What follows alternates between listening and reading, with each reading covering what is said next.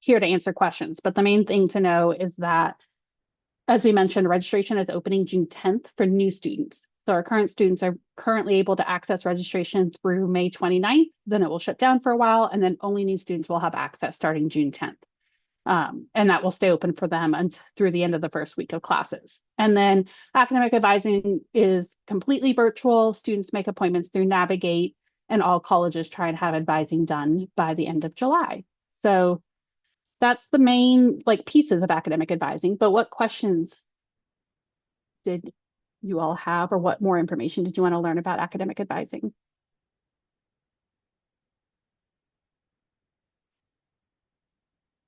Jana. Hey, so last year, I think there was on academic advising was it somewhere there was a list like when the different colleges were going to open up their advising. Are we going to have a similar list? And if so, when would that be? Or is it ready now and we can grab it? I thought I sent it to you, but I will double check after this. I'm sorry if I missed it. No, no, that's okay. Um, yes, so I share it with directors of advising have access, and then our directors in academic advising initiatives and student success initiatives, as well as other campus partners. So the registrar's office and new student family programs and admissions to ask frequently asked questions. And it is a list of colleges of when they're going to start and the periods they're doing advising. So we do tell individuals to share it with others in their offices. So if you're an office I missed, or you need access to this, of course, shoot me an email. But Jana, I'll double check because I can't remember if it was last week or the week before, but there was a day I sent it fairly recently. Other Thank questions? you. Yes.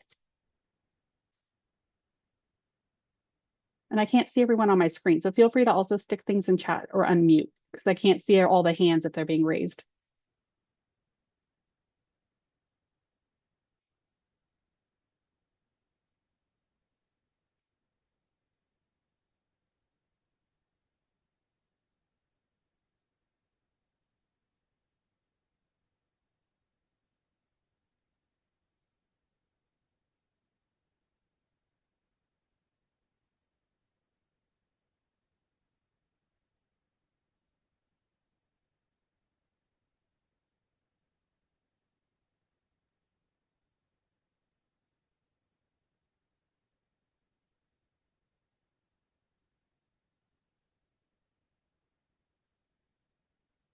Caroline, so I see for students who want to change their major, are you going to direct them to departmental advisors for support?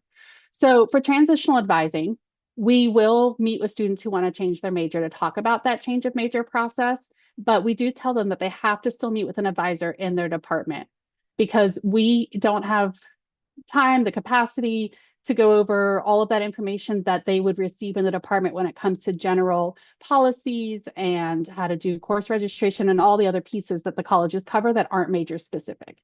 The other thing is, if a new student in their first semester needs a form signed by an advisor, we cannot sign that form. So we do need these students that come through transitional advisor to know their college and their advisor contact so that they can still work with somebody until they change their major. So for example, if a student wants to withdraw from a class or anything that requires that kind of signature. So yes, we will still require students to meet with departmental advisors, and we do ask that the departments, meet with them and then send them our way as the preferred method. We will meet with them as they come in, but we really do want them to meet with the colleges first because when they come to us, they have a whole lot of questions that they would have received in those meetings with you all. And then will the incoming students be using the new course request system? So all students and new students will be using Hokie registration, but that's the newest system that they'll be using that our students are currently using, but they will not be doing course request itself. So registration in the summer is a live add drop process. So students don't go in and submit course requests first. When they put classes in their cart, they do have to continue through the checkout process. They can't just let them sit there and hope that they get processed. And they need to go through the whole process of acting like they're doing a checkout and as if they're doing a purchase when they're doing online shopping.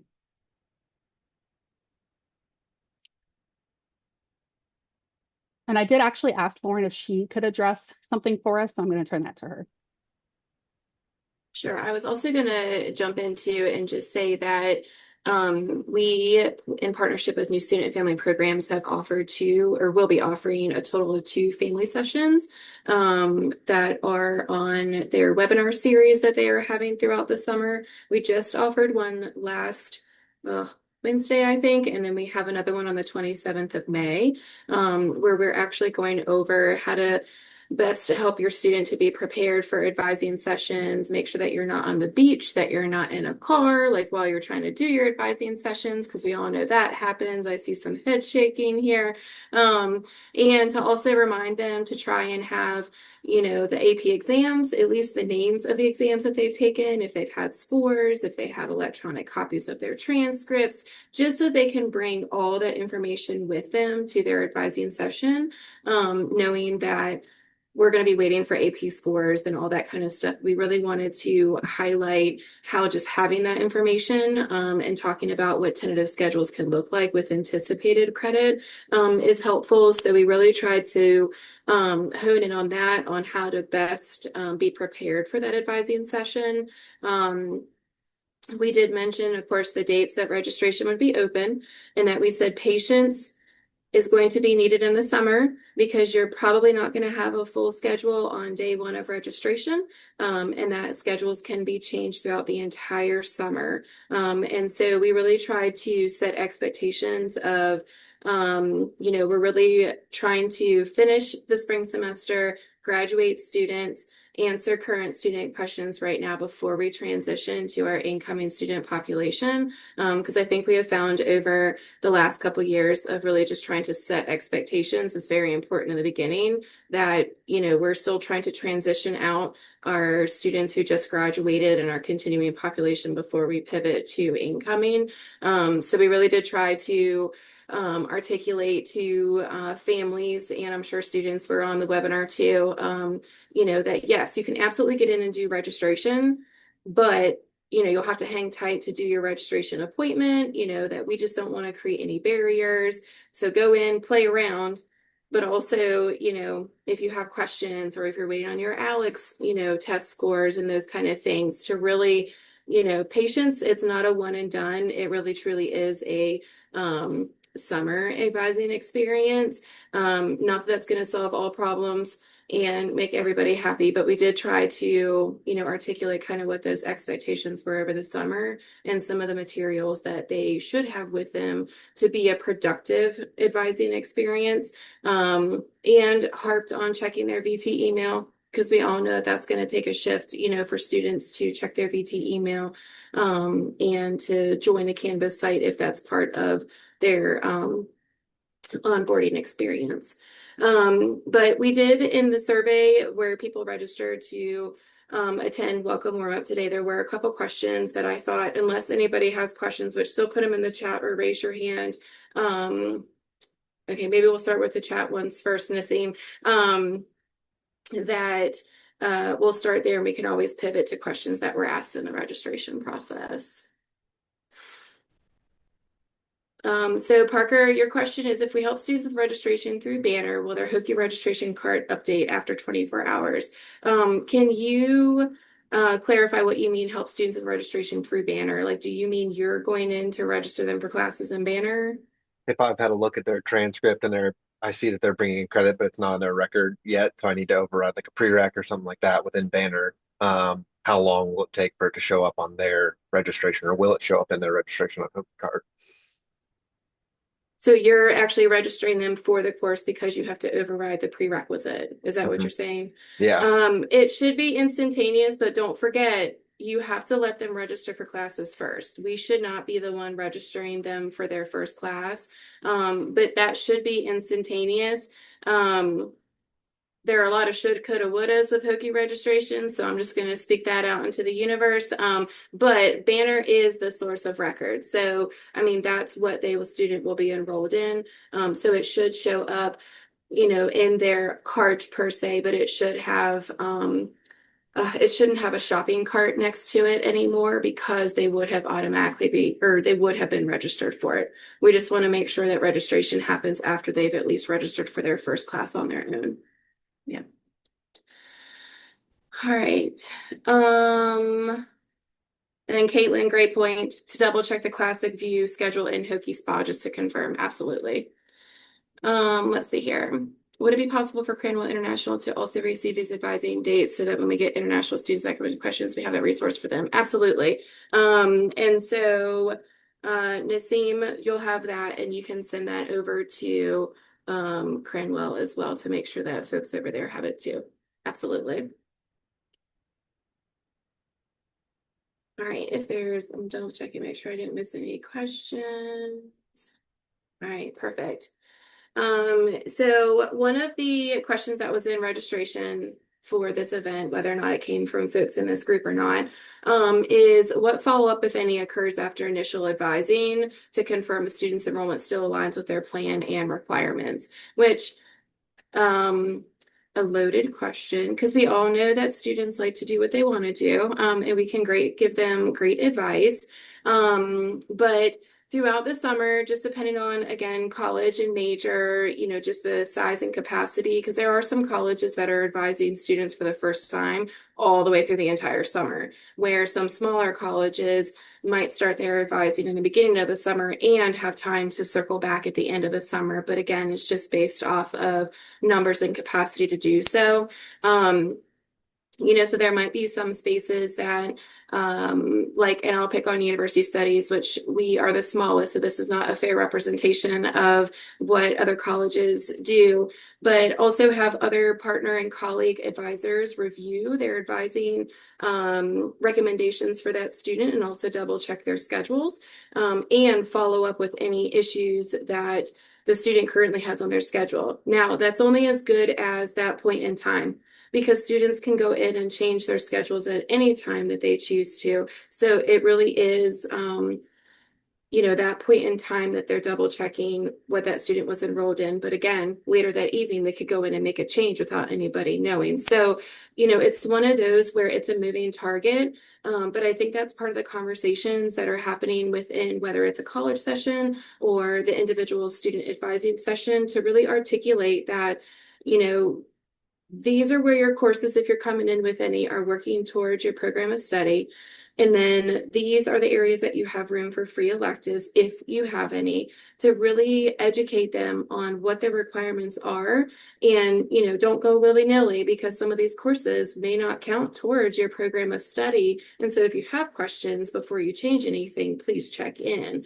So it's one of those, I think, challenging things to do that we're really trying to educate students in that advising session, what their program requirements are, and to ask questions when they're unsure or looking to make adjustments to their schedule. So it's a hard thing to do because it's live registration and the student has access to their course schedule at all times to make those changes. So there is review, there is checking on things, and to make sure that students are enrolled in full-time schedules. But again, that could be that they enroll, hopefully not for student or for classes that they might have credit for, even though we do try to be proactive about dropping duplicate credit as well, to help in any fashion that we can. So the course catalog, so they're still aiming for a June 1 date. Today is the deadline to turn in all catalog requirements. I think depending on how many are probably received today at the deadline to update the catalog, but still early June. So fingers crossed it will be before any advising sessions take place. But that's what we've been told by the registrar's office. And pathways, I think, Naseem, was that still the same kind of timeline? I can't remember. I feel like Jenny told us. Yeah, I'm nodding. I think it was around the same timeline. Yeah, so I'd probably look for early June for both of those things to be out. But we can always confirm on the pathway stuff and get that out. Let's see here. Catalog requirements be coded in DARs. It's a great question, Marlena. Yeah, they say they're on track, but I don't know where they are. So yeah, so it looks like Caitlin in your area is doing testing. So let's just cross our fingers for maybe we'll say middle June on that one.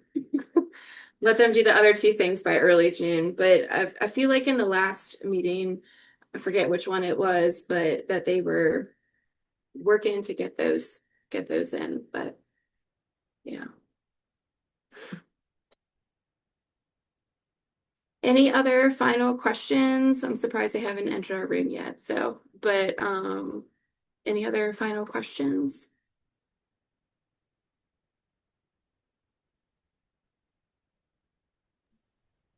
And Lauren, I'm here on behalf of NSFP, so I can close things out if you want. Okay. Sorry, I thought they were gonna call us back and say hurrah, but you've got us, Maeve. Yeah, no worries. So I'll say my little two sentences here, and then y'all can go off and have a wonderful rest of your day. But thank you all so much for attending Welcome Warm Up. We'll be sending you a follow-up email with materials and an evaluation survey. If you have any further questions for NSFP or for our campus partners, please don't hesitate to reach out. And I hope you all have a wonderful week. This was recorded, so if you find yourself or someone that you work with might benefit from watching this recording, please reach out and we're happy to get it to you. Have a good one.